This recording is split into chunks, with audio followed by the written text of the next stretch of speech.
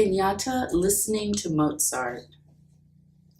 On the back trails, in sunglasses, and warm air blows cocaine from city to river, and through the brains of American poets in San Francisco, separate and loose. Spats brush through undergrowths of fiction. Mathematics bird, undressed and in sympathy with absolute stillness and the neutrality of water. We do not write poems in the rainy season.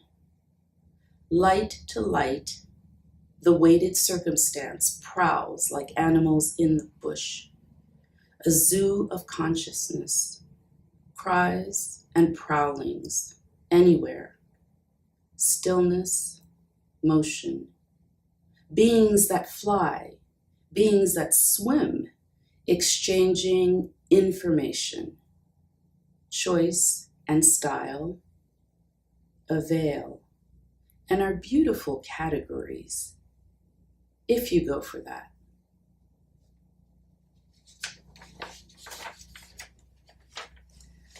I chose this poem because I love the juxtaposition of the images. Jomo Kenyatta listening to Mozart, knowing that Leroy Jones, his own background, was in German literature and philosophy, that he himself studied some of the same kinds of things. The listening to Mozart, to me, perhaps it's symbolic simply of Western culture and its constraints, but I think it's more than that. It's almost a transnational diasporic view of what it means to be Black, that it contains all of this. It contains the spats, the brush, the undergrowths of fiction. I think the mathematics bird to me is a way of saying we have a people. We've migrated from place to place. The neutrality of water. Water is not neutral. And so there's a lot of irony in that statement. We do not write poems in the rainy season. I think that's just wonderful. And it's in parentheses. Light to light, the weighted circumstance. In this, I think of history. I think this poem was written in 1963. The Cuban Missile Crisis was going on.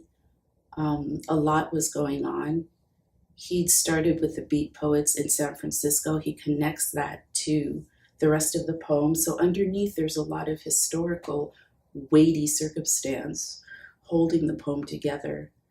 The cries and the prowlings, the zoo of consciousness. Again, I think of his own consciousness roaming and trying to find areas that he can claim for his poetry. The choice and style are beautiful. And the word categories, is that a constraint, or are those categories that he's inventing for himself? The final, if you go for that, is either almost a funny dismissal of the idea of category, or it's almost saying, if you go for that, meaning, yes, this is something I do go for, but I'm not going to take it too seriously. I'm taking it with a lightness because categories can be undone.